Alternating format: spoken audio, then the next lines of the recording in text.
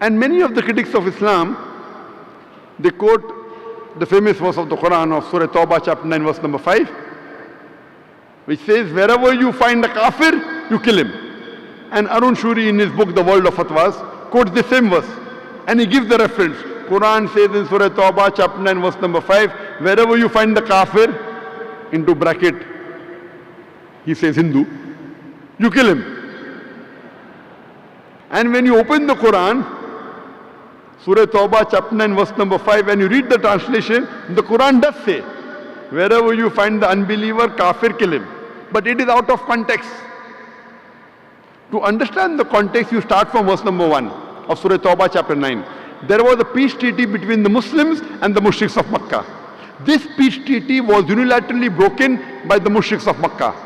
By the time Allah subhanahu wa ta'ala reaches verse number 5, He is giving an ultimatum to the mushriks of Makkah. Put things straight in 4 months' time, otherwise a declaration of war. And in the battlefield, when the enemy come,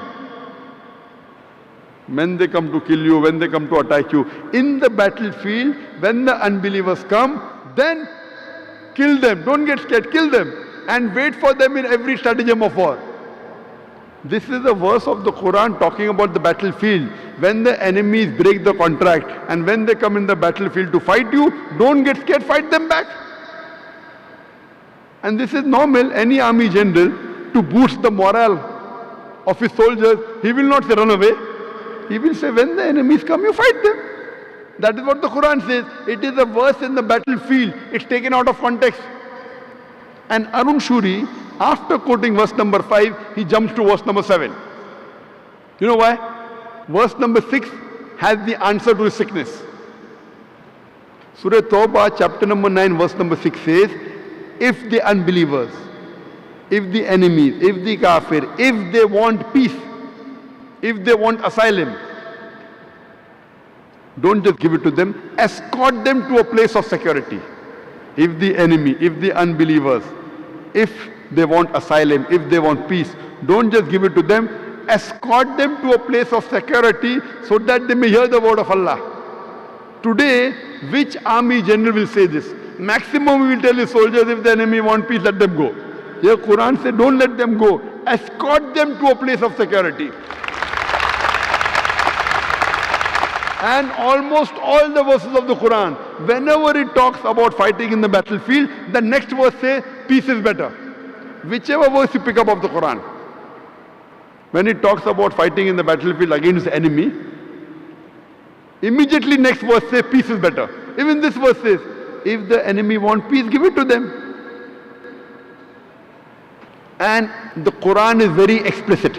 The verse which was recited by the Qari in the beginning of the program, Surah Ma'idah chapter 5 verse number 32 says that if anyone kills any other human being, unless it be for murder or for spreading corruption in the land, it is as though he has killed the whole of humanity.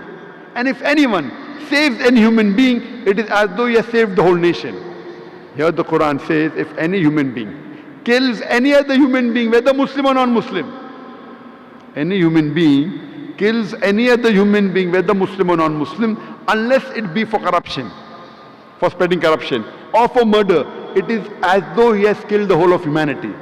And if anyone saves any human being, whether Muslim or non-Muslim, it is as though he has saved the whole of humanity. This verse of the Quran alone is sufficient to prove that Islam is against killing of any innocent human being, whether Muslim or non-Muslim.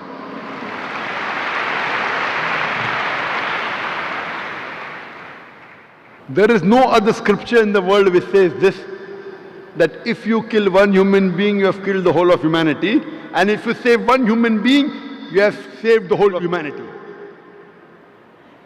Islam is so clear and explicit. Killing of any innocent human being is totally prohibited.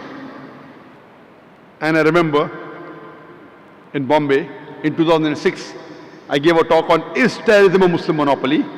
That's a different subject altogether.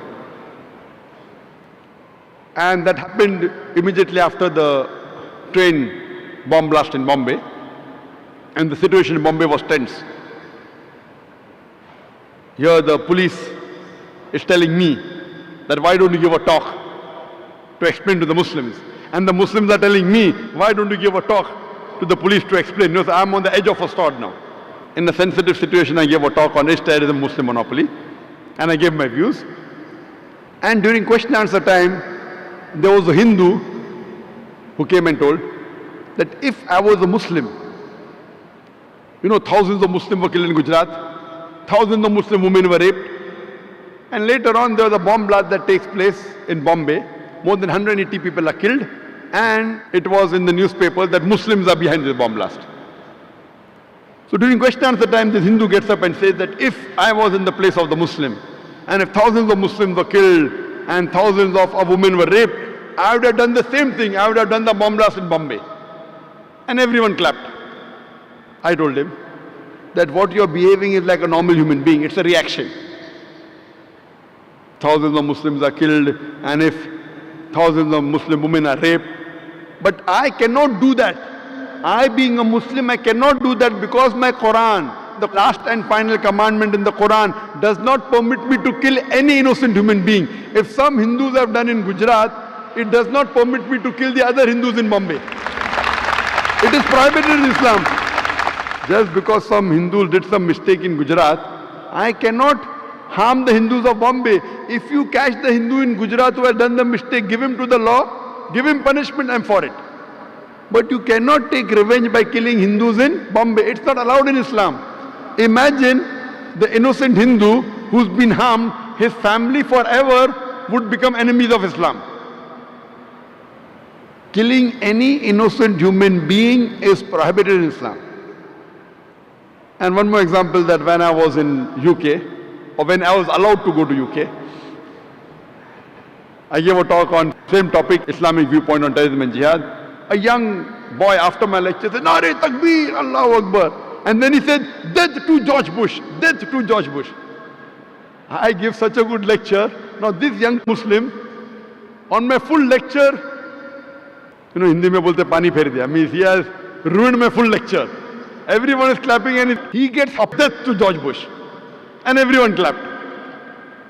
Then I told him that if you read the seerah of the Prophet Muhammad Sallallahu Alaihi Wasallam, Muhammad Sallallahu Alaihi Wasallam, he prayed to Allah Subhanahu Wa Ta'ala that there were two staunch enemies of Islam. Both their names were Umar. So a prophet prayed to Allah Subhanahu Wa Ta'ala that at least give hidayah to one Umar. And Allah gave hidayah to Umar bin Khattab, may Allah be pleased with him, who became the staunchest supporter of Islam. So I pray to Allah that give hidayah to George Bush.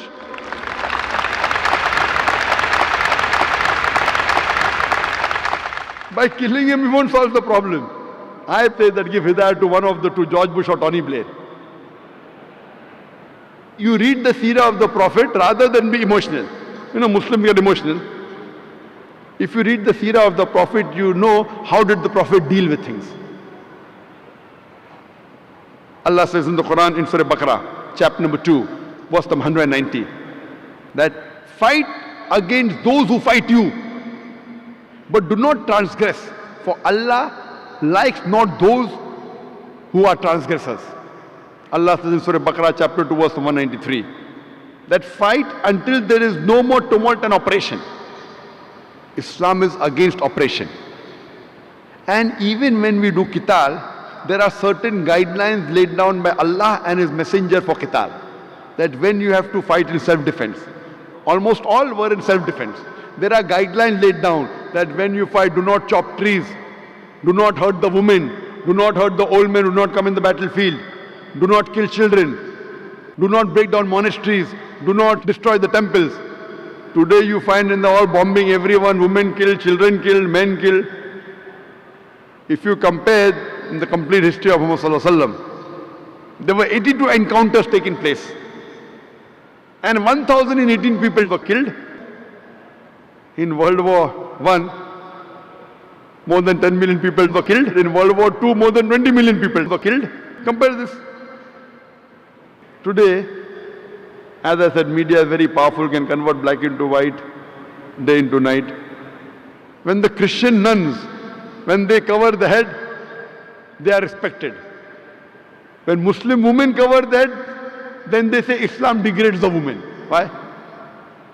When the Sikh wears a turban and keeps a beard, he is called religious. When Muslim wear a cap and keep a beard, he is called as a fundamentalist, terrorist.